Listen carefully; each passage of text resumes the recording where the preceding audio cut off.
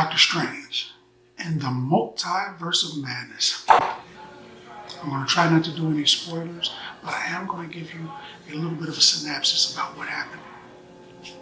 It's kind of a spoiler, but not really. America Chavez has the power to flip through dimensions. She can go through dimensions, she can go through time, she can go through space, and someone wants her. Someone is hunting her. So she goes to her universe as Doctor Strange and asks for help, man. And that's essentially where the problem starts. So it's the movie is not really so much about Chavez. You would expect from the trailers that it's going to be 100% her. She's probably never going to be off screen, but not so much. It was mostly about Doctor Strange and the things that he's going to go through in order to protect this girl and to save himself, really. And it's about what Wanda Maximoff is going to go through becoming the Scarlet Witch and what that means to her. She's crazy powerful. They didn't let Thanos in the movie be as powerful as Thanos is in the comics, but it looks like they don't have a problem with Wanda being as powerful as she is in the comics, because she is. She's as powerful as she is in the comics. She's crazy, crazy powerful. So Wong is still Sorcerer Supreme. A couple of funny moments. He asks Stephen how come he doesn't bow to him. You're supposed to bow in the presence of the Sorcerer Supreme. I wonder why they took that title from him and they haven't given it back yet. And there's got to be a reason for that. It's got to be because they got a lot of foresight in Marvel movies. So they're doing it now because of something that's going to happen in the future. So I hope you're not killing Wong off, because I like Wong. He's a good character. Even though he's the Sorcerer Supreme, he doesn't seem to be as powerful or as skilled as Stephen Strange, because they together fight an entity, and it's clear that Doctor Strange is more prepared and better at it than Wong. Also, I was wondering, Mordred has the staff of the Living Tribunal, and so he's got that magic power that found him. Doctor Strange has that cape, which I would say is probably Aladdin's magic carpet, because it acts just like it is sentient. It follows him around. It helps him if other people are in trouble. It goes helps other people. It flies. It goes to him and picks him up whenever he needs stuff. It taps him to talk to him and stuff like that. It acts to me like Aladdin's carpet. I wonder if they're ever going to mention that, because to me it's clear that that's what it is. It might not be, but when I look at it, that's what I'm seeing, man. So he's got that. He's got Aladdin's magic carpet. Mordred has the staff of the Living Tribunal. What does Wong have? Does Wong? I mean, he had that staff, right? At one time, he had that one staff of Watum or whatever it was called. But he doesn't really use that, man. And he's not so powerful that he doesn't need that extra thing.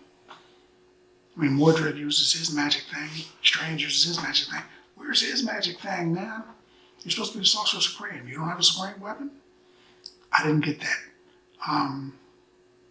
But the movie was really good. There's a lot of surprises in there. There's a lot of people that are going to pop out that you're going to be like, oh no, I didn't know he was in it. And there's a lot of people that you're going to be looking for, and they are not in it, man. There's just a lot of missing people from the speculation. But if you think about it, all of the stuff that people speculated on the internet and on Facebook and on different pages and on YouTube and everything, if all of those dudes and dudettes actually showed up, this movie would just be just one long cameo. They would show one person, show one person, show one person, and that would be it. But this movie was good. Doctor Strange has to stop Wanda, who is more powerful than him. she's more powerful than him and everybody at Karmatage, because she goes there and she gives them business. She beats the brakes off of everybody. And she is a full-on witch now. She's like an evil entity, which I wasn't expecting. I thought it was going to be some type of, I don't really want to do this, but I have to. It's for the children kind of a thing. But she was more like, no, I'm coming to get my kids, homie. And if you get in my way, I'll turn you to dust, to sand. And she was doing that.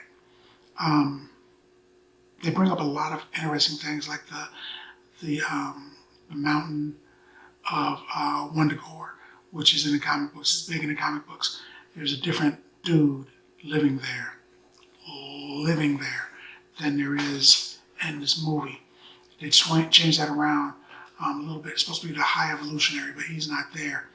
But it's interesting. They bring up a lot of things. They travel through a lot of dimensions. They show a lot of stuff. They open the door for a ton of things, which is good, because you had the Thor movie that opened the door to the gods. You had the Captain America movie. It opened the door to the Avengers and super soldiers. You had the Guardians of the Galaxy, open the door to aliens and space. You had Doctor Strange, Hocus Pocus, open the door to magic. And this movie had about 2 or 3 jump scares in it, where you'll be looking at the screen and you'll be like, I mean, I didn't jump, but the people next to me did, and I was embarrassed for them. But there are things that happen in this movie that kind of make it a quasi scary movie. Not a full-on scary movie, but there are a couple of elements to it that were kind of cool. But this movie wasn't just about the magic. This movie opened up the Multiverse of Madness. They're letting you know that there's other superpowered people all over the place. Maybe mutants. Maybe the Eternals from other universes. Maybe different gods. Maybe other superhero groups that haven't been showing up here yet. I'm not going to say, the name of this particular 4 dudes do that. But, they might be around. Don't want to give anything away. Try not to have spoilers. But the movie was really good. It was really well written. And the film itself was cinematically pleasing. There was a lot of explosions and different things were happening. The special effects were on point. Everything looked good. It didn't look like a bunch of green screen. A couple of times you could tell it was green screen, but it didn't look like a whole movie done in CGI and green screen. It was well done, but it didn't give me everything I was looking for. I was looking for them to just rip the top off of the can and pour it on the table and say, here's the whole Marvel universe. They just kind of took a pinch out and said, hey, we got some of that too. So it was kind of good, but it wasn't exactly what I was looking for.